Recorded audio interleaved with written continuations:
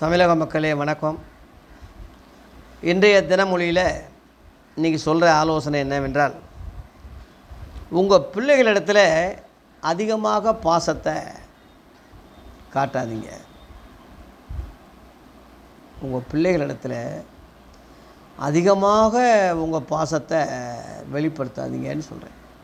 ஏன் அப்படின்னா, அந்த பிள்ளைங்க அதனாலேயே கெட்டு போயிடும். அப்பா ரொம்ப நம்ம பாசமாக இருக்கார், நம்ம எதை சொன்னாலும் கேட்குறாரு, என்ன செய்தாலும் மன்னிச்சிடுறாரு, கண்டிக்கவே மாட்டாங்கிறாரு, அப்போ நம்ம என்ன செஞ்சாலும் செய்யலாம்னு சொல்லி சின்ன குழந்தைகளில் உள்ள அந்த எண்ணம் பின்னாடி வரும்போது பெரிய குற்றங்களில் அகப்படுற மாதிரி ஆயிடும்.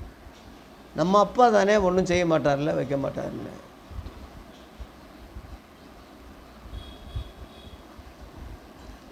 இன்றைக்கி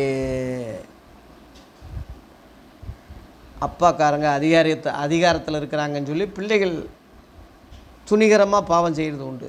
ஏன்னா நம்ம அப்பா தான் அதிகாரியாக இருக்கார்ல, நம்மளை யார் என்ன செய்ய முடியும்னு அந்த எண்ணத்தில் அவன் சமூகத்தில் பெரிய குற்றங்கள்லாம் செஞ்சுருக்காங்க, செய்ய வாய்ப்பு இருக்கு இல்லையா.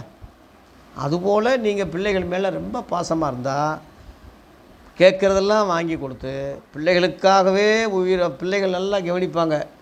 அப்பா நம்ம மேலே தான் ரொம்ப இதாக இருக்கார், நம்மளை விட்டால் ஆள் இல்லை அவர் அப்படின்னு சொல்லிட்டா இதை வச்சே பிளாக்மெயில் பண்ணுவோங்கள.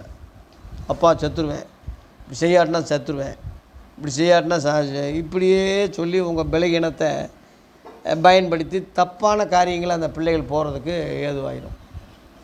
அதனால் நீங்கள் என்ன சொல்லணும்னா, உங்கள் பாசத்தை வெளியே காட்டாதீங்க.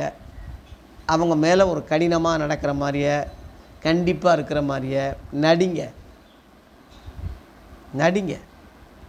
பாசம் இல்லாமல் இருக்காது, வெளிப்படுத்தாதீங்க, நடிங்க. அப்பா ரொம்ப கோவக்காரன், ரொம்ப கடுமையாக இருப்பேன், அதெல்லாம் பிள்ளைன்னு பார்க்க மாட்டேன், அப்புறம் இது பண்ணிடுவேன், அப்படி இப்படின்னு சொல்லி சும்மா நடிங்க. சும்மா அப்படி பாடா பண்ணுங்கள். அந்த பிள்ளைகளுக்கு ஓஹோ என்ன செஞ்சாலும் நம்ம செய்ய முடியாது போட்டிருக்கு, அப்பா ரொம்ப கடுமையாக இருப்பார் போட்டிருக்கு, கோபமாக இருப்பார், இப்போ நம்ம இஷ்டத்துக்கு செய்யக்கூடாது போட்டு சொல்லி அடிப்படையிலிருந்தே இப்படி வளர்த்திங்கன்னா பெரிய குற்றங்கள் பிள்ளைகள் வளரும்போது செய்ய மாட்டாங்க, வராது. அப்படி தயவுசெய்து உங்கள் பாசத்தை, அன்பை, அளவுக்கு மீறி உள்ள உணர்வுகளை வெளியே காட்டாமல் கொஞ்சம் அடக்கி வாய்ச்சி கண்டிப்புள்ள அப்பாவாக அவங்களுக்கு காட்டி ஞானமாக பிள்ளைகளை வளங்க முதிர் வயதில் நீங்கள் நிம்மதியாக இருக்க முடியும். தமிழக மக்களே, இந்த யோசனையை கேட்டு நல்வழிப்படுத்துங்க. நன்றி.